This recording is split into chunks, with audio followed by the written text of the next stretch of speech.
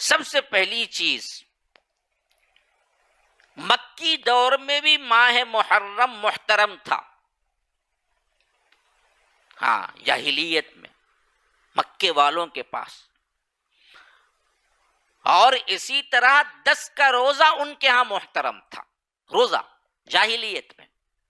اسی لیے ہم دیکھتے ہیں احادیث میں اللہ کے رسول صلی اللہ علیہ وسلم نبوت کے بعد ہجرت کرنے سے پہلے بھی مکی دور میں اللہ کے رسول 10 کا روزہ رکھا کرتے تھے، 10 محرم کا روزہ۔ ہاں، اس کی حیثیت کربلا سے کوئی تعلق نہیں ہے، ہاں اتفاقاً 10 محرم میں حضرت حسین شہید ہوئے رضی اللہ عنہ، اتفاقاً وہ چیز آ گئی اس ڈیٹ کو،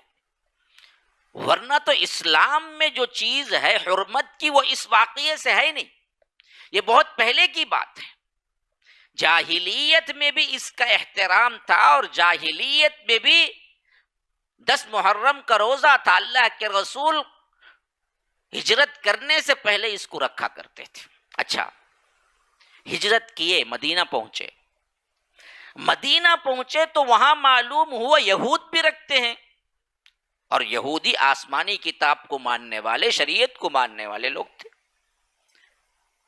ان سے پوچھا گیا کہ بھائی آپ کیوں رکھتے ہیں؟ ہم تو ابراہیم علیہ السلام کے نسل سے ہیں، مکے والے تو بالکل ڈیفرنٹ نسل سے ہیں، یہ جو ہے نا حضرت ابراہیم کے دوسرے بیٹے حضرت اسحاق کی نسل سے ہیں یہودی سب، حضرت اسماعیل کے پہلے، حضرت ابراہیم کے پہلے بیٹے حضرت اسماعیل سے پورے مکے لوگ تھے، اللہ کے رسول بھی انہی سے تھے۔ انہوں نے پوچھا کہ یہ کیوں آپ بھی رکھتے ہیں؟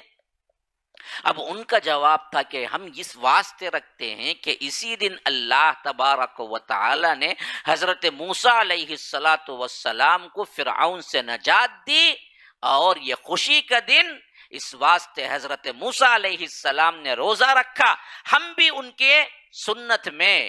روزہ رکھتے ہیں۔ اللہ کے رسول صلی اللہ علیہ وسلم نے فرمایا اس خوشی میں شامل ہونے کا حق تم سے زیادہ ہم کو ہے، حضرت موسیٰ کو صحیح طور پر ہم ماننے والے ہیں، تم نے تو شریعت کو بدل ڈالا، ہم تو صحیح مانتے ہیں، تو حق زیادہ ہے ہمارا۔ تو اللہ کے رسول صلی اللہ علیہ وسلم نے روزہ رکھا۔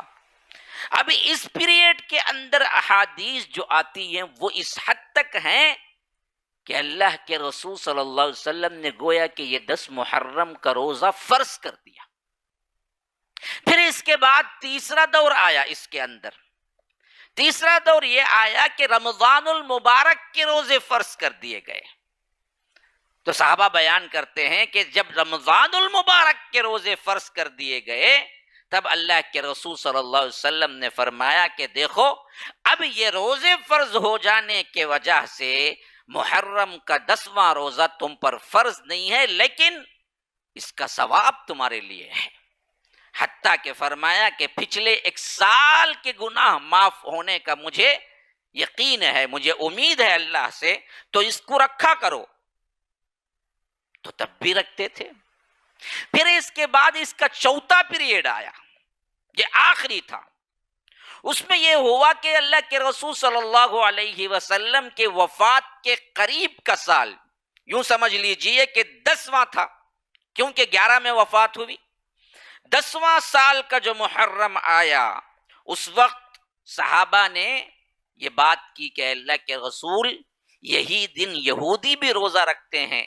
جبکہ یہودی اور ہمارے اندر مخالفت ہونی چاہیے، مشابہت نہیں ہونی چاہیے۔ یہ اللہ کے رسول صلی اللہ علیہ وسلم کے تعلیم کا اثر تھا کہ یہودیوں سے مخالفت کرو، مخالفت کرو، مخالفت کرو۔ اتنا اللہ کے رسول صلی اللہ علیہ وسلم نے صحابہ کو سکھایا کہ خود سوال اٹھا کہ اس میں ہم کیوں موافقت کریں، وہ بھی 10 کا رکھتے ہیں اور ہم بھی رکھتے ہیں۔ تو اللہ کے رسول صلی اللہ علیہ وسلم نے فرمایا کہ اگر میں اگلے سال زندہ رہوں تو 9 کا بھی رکھوں گا، لیکن اگلے سال محرم آیا ہی نہیں، اگلے سال اللہ کے رسول صلی اللہ علیہ وسلم کو ملا ہی نہیں، اللہ کے رسول نے کبھی 9 کا نہیں رکھا، امید ظاہر کی کہ میں رکھوں گا، یہ یا تو 10 کا ہوگا یا تو 11 کا ہوگا، بہر کیف، کیونکہ 12 ربیع الاول کی وفات ہے اور محرم صفر ربیع الاول ہے، 3 مہینے ہیں، تو وہ 11 کا بھی ہو سکتا ہے۔